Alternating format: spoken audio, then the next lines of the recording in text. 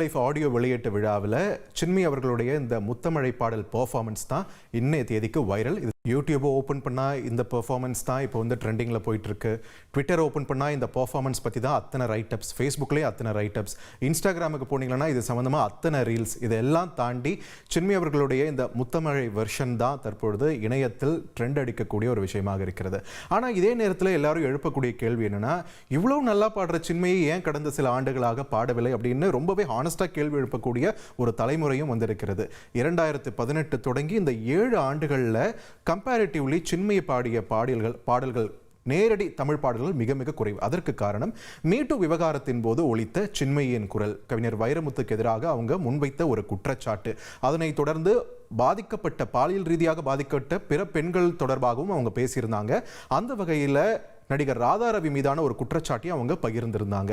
இந்த சூழலில் தான் சின்மயி தமிழில் பாடவும் சரி, டப்பிங் செய்யவும் சரி தடை இருப்பதாக அப்போவே வலுவான குரல்கள் வந்தது. இதில் டப்பிங் யூனியனை பொறுத்த வரைக்கும் இந்த தடை வந்து ஓப்பனாக இருந்தது. ஆனால் சினிமா பாடல்களை பொறுத்த வரைக்கும் அது வந்து ஒரு ஷேடோ பேன் அப்படின்னு சொன்னாங்க. அதாவது வாய்மொழி உத்தரவு அந்த மாதிரி வச்சுக்கலாம். ஸோ இந்த தடை தொடர்ந்து நீடிக்கிறதா? அப்போ எப்படி ஹீரோ படத்தில் அவங்க டப்பிங் பேசியிருந்தாங்க, லியோ படத்தில் பேசியிருந்தாங்களே, இந்த மாதிரி எல்லாம் கேள்விகள் எழுப்பப்பட்டது.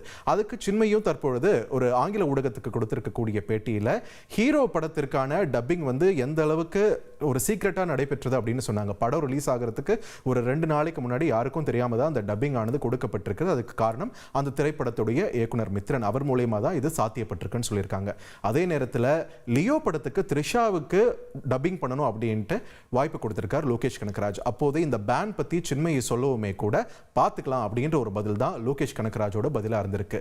இதனால லோகேஷ் கனகராஜுக்கும் இன்னொரு பக்கம் மித்ரனுக்குமே சில இடர்பாடுகள் வந்ததாகவும் சின்மயி அந்த பேட்டியில் பதிவு பண்ணியிருந்தாங்க. இத்தனை இடர்பாடுகளை தாண்டியுமே கூட சின்மயோட ஒர்க் மற்ற மொழிகளில் தொடர்ந்து கொண்டே தான் இருந்தது. அதனால தமிழை பொறுத்த வரைக்கும் பார்த்தீங்கன்னா பெரும்பாலும் தெலுங்கு மாதிரியான மொழிகள்ல இருந்து டப் பண்ணப்பட்ட படங்களுக்கான பாடல்கள் அவங்க பாடியிருந்தாங்க. தமிழில் வரக்கூடிய படங்கள் தெலுங்கு மொழிக்கோ இல்லை ஹிந்தி மொழிக்கோ டப் பண்ணப்படும் போது அந்த மொழிகளில் பாடியிருந்தாங்களே தவிர நேரடியான தமிழ் பாடல்கள் மிக மிக குறைவு என்ற அளவில் தான் இருந்தது. இந்த நிலையில இந்த முத்தமழை பாடல் வைரலான நிலையில தற்போது இருக்கக்கூடிய இந்த தலைமுறையினர் பிரிங் பேக் சின்மயி அப்படின்ற ஒரு ஹேஷ்டேகை வந்து ட்ரெண்ட் பண்ண ஆரம்பிச்சிருக்காங்க. சின்மயிக்கு ஆதரவு குரல்கள் இணையத்தில் பெருகி கொண்டிருக்கின்றன.